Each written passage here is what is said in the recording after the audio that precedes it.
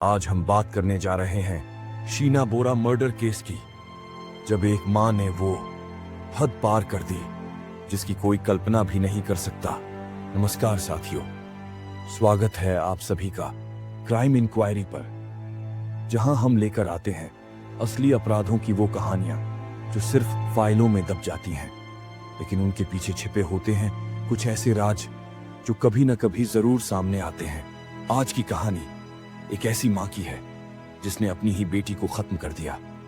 वजह ego, image और एक ऐसा अतीत जिसे वो मिटाना चाहती थी।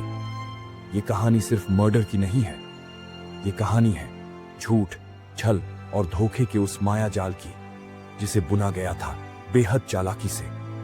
शीना बोरा मर्डर केस, मुंबई, 2012। एक सामान्य सी शाम। मुंबई की सड़कों पर बारिश थम चुकी थी, हवा में नमी थी, लेकिन माहौल शांत था। लेकिन उस शाम इंद्राणी मुखर्जी के चेहरे पर कुछ अलग ही तनाव था।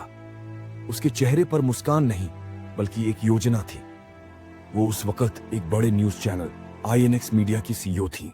ग्लैमर, पावर, पैसा, सब कुछ था उसके पास। उसे लोग एक सक्सेसफुल वुमन मानते थे जिसने एक साधारण परिवार से उठकर मीडिया इंडस्ट्री में नाम कमाया था। लेकिन उस वक्त उसके दिमाग में सिर्फ एक ही बात थी, इस लड़की को हमेशा के लिए हटाना है। वो लड़की थी शीना बोरा, एक युवा, आत्मनिर्भर और महत्वाकांक्षी लड़की। मुंबई में एक नामी प्राइवेट फर्म में काम करती थी। उसकी उम्र थी सिर्फ 24 साल। चेहरे पर मासूमियत थी, लेकिन आंखों में सपने थे। बाहर से सब कुछ परफेक्ट दिखता था, एक अच्छा करियर, एक हैंडसम बॉयफ्रेंड राहुल मुखर्जी और एक नॉर्मल जिंदगी। लेकिन इस रिश्ते की परतें कुछ और ही बयां करती थीं। सच क्या था?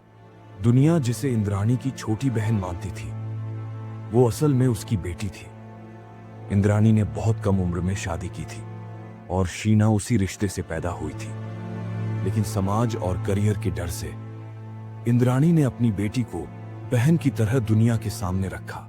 उसने अपनी पहचान छुपा ली, कभी मां नहीं बनी, सिर्फ दीदी बनकर जानी गई। शीना को गुवाहाटी में नाना नानी के पास छोड़ दिया गया। उसे वहीं पाला गया। उसे यही बताया गया कि इंद्राणी उसकी बहन है। लेकिन जैसे जैसे शीना बड़ी हुई, उसे शक होने लगा, सवाल उठने लगे और धीरे धीरे उसे सच का अंदाजा होने लगा। शीना ने जब मुंबई आकर काम शुरू किया तो वो इंद्राणी के और करीब आई। इंद्राणी उस पर नजर रखती थी, लेकिन शीना आजाद ख्यालों की थी।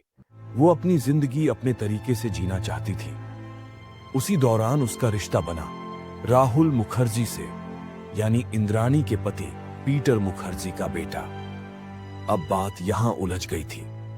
शीना, जो इंद्राणी की बेटी थी, राहुल, जो इंद्राणी का सौतेला बेटा था। अगर यह रिश्ता सामने आता तो इंद्राणी की बनाई हुई दुनिया बिखर जाती। उसकी इमेज, उसका स्टेटस, सब खतरे में पड़ जाता। और तब शीना ने इंद्राणी को धमकी दी कि वो सब कुछ सबके सामने लाएगी। इसी धमकी के बाद इंद्राणी ने फैसला कर लिया, एक परमानेंट सॉल्यूशन, एक खतरनाक योजना। अप्रैल 2012, शीना बोरा अचानक गायब हो गई। ऑफिस में कहा गया उसने रेजिग्नेशन दे दिया है, वो अमेरिका चली गई है पढ़ाई करने। लेकिन किसी ने ना वीजा देखा, ना एयरपोर्ट डिपार्चर रिकॉर्ड। राहुल परेशान हो गया। उसने बार बार कॉल किया, ईमेल्स भेजे, दोस्तों से पूछा, लेकिन जवाब नहीं मिला। आखिरकार उसने पुलिस में शिकायत दी, लेकिन पुलिस ने इसे एक पर्सनल मैटर कहकर दबा दिया। क्यों? क्योंकि जब आरोपी रसूखदार हो तो सिस्टम अक्सर चुप हो जाता है। 3 साल बीत गए, 2012 से 15 तक। ना कोई जांच, ना कोई सुराग, ना कोई तहकीकात। इंद्राणी हर पार्टी में दिखाई देती थी, मीडिया में इंटरव्यू देती थी, जैसे कुछ हुआ ही नहीं। और उधर राहुल एक एक दिन गिनता रहा अपनी प्रेमिका की तलाश में। 2015 जब राज खुला, अगस्त की एक सुबह मुंबई पुलिस ने एक संदिग्ध आदमी को पकड़ा। नाम था श्यामवर राय।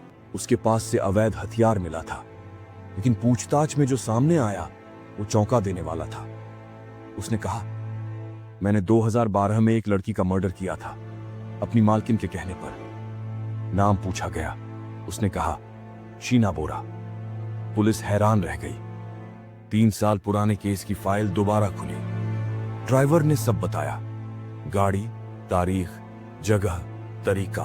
24 अप्रैल 2012, मर्डर की रात। इंद्राणी ने शीना को डिनर पर बुलाया, कहा हमारी पुरानी बातें खत्म करते हैं। शीना मान गई।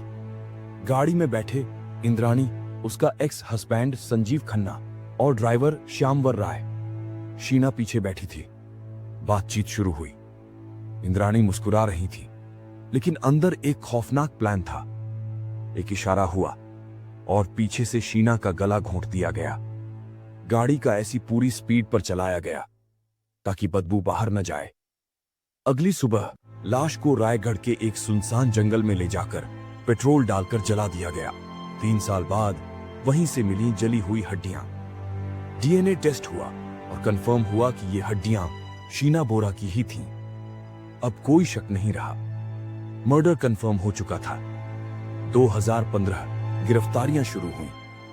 इंद्राणी मुखर्जी को सबसे पहले अरेस्ट किया गया, फिर पकड़ा गया संजीव खन्ना।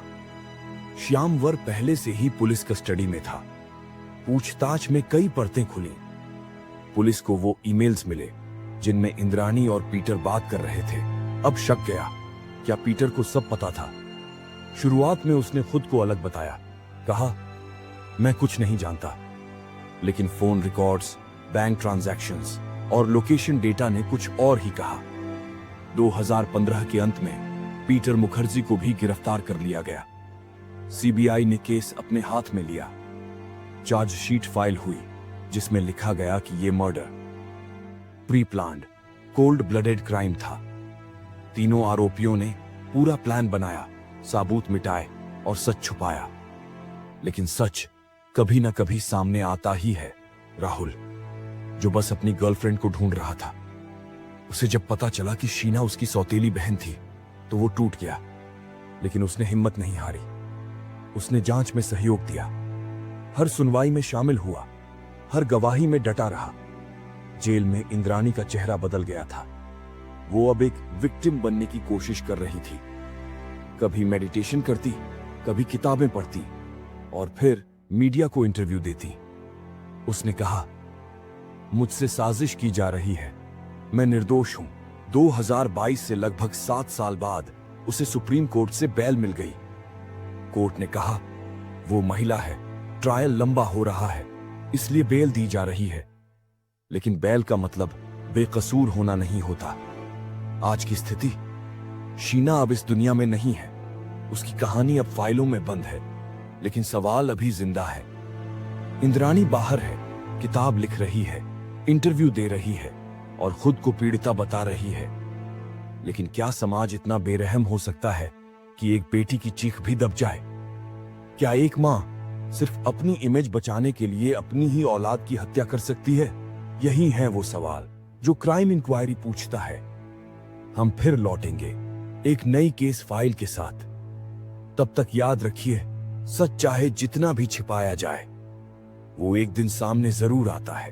हर केस, हर कहानी सिर्फ एक सवाल छोड़ जाती है, सच को कब इंसाफ मिलेगा? अगर आपको हमारी ये पेशकश पसंद आई तो इसे जरूर शेयर कीजिए, क्योंकि अपराध छुपते हैं पर कहानियां बोलती हैं। मिलते हैं अगली बार एक और सच्ची घटना, एक और अनसुलझा राज और कुछ ऐसे सवालों के साथ जो आपको सोचने पर मजबूर कर देंगे। तब तक